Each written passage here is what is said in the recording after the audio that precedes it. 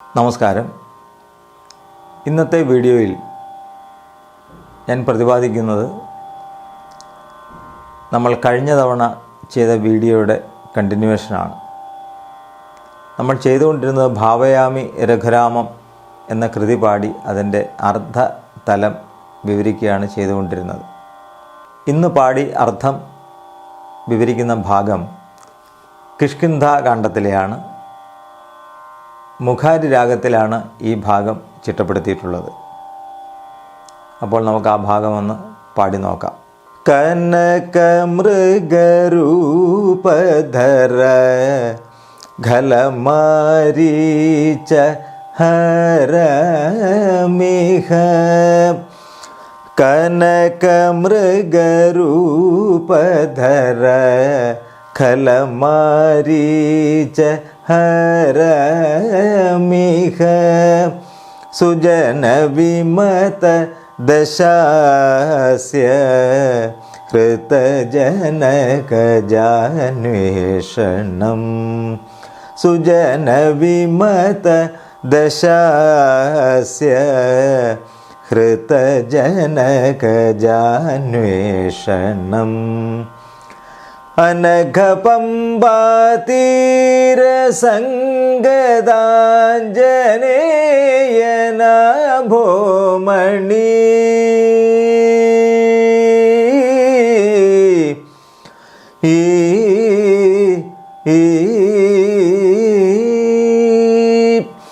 അനഘപംബാതീര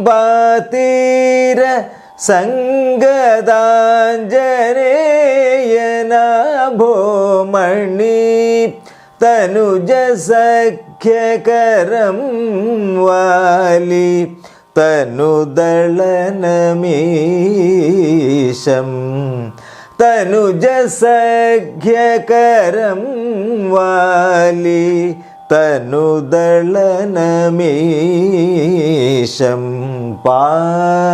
മഗരി സാനിധ സരിമാഗരി സരിമപമന്നിധ പാമഗരി സാനിധ സരിമാഗരി സരിമപമന്നിധ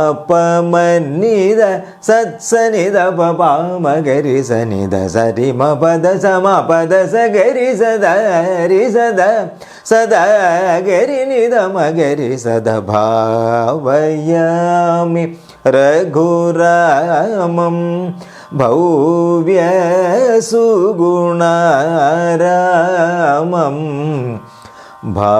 ഭാവയാമി രഘുരാമം.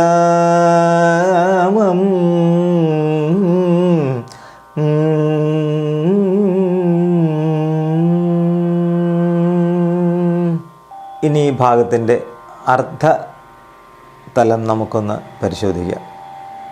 സ്വർണമയമായ മാൻവേഷം ധരിച്ചവനും ദുഷ്ടനുമായ മാരീചനെ വധിച്ചവനും ദുഷ്ടനായ രാവണൻ അപഹരിച്ച ജാനകീദേവിയെ അന്വേഷിച്ചു വരുന്ന വഴിയിൽ പാവനമായ പമ്പാതീരത്തിൽ ആഞ്ജനേയനാൽ സൂര്യപുത്രനായ സുഗ്രീവനോട് സഖ്യം ചെയ്യിക്കപ്പെട്ടവനും ബാലിയുടെ ശരീരത്തെ ബാണത്താൽ പിളർന്നവനും സകല ഐശ്വര്യങ്ങളും നിറഞ്ഞവനുമായ ശ്രീരാമചന്ദ്രസ്വാമിയെ ഞാൻ ഭജിക്കുന്നു അല്ലെങ്കിൽ ധ്യാനിക്കുന്നു എന്നാണ് ഈ ഭാഗത്തിൻ്റെ അർത്ഥതലം. ഇതിൻ്റെ അടുത്ത ഭാഗം സുന്ദരകാന്ഡമാണ്. അത് അടുത്ത വീഡിയോയിൽ പ്രതിപാദിക്കുന്നതാണ്. ഞങ്ങളുടെ ഈ ചാനൽ സബ്സ്ക്രൈബ് ചെയ്യാത്തവർ സബ്സ്ക്രൈബ് ചെയ്യുക. അടുത്ത വീഡിയോയിൽ കാണും വരെ നമസ്കാരം.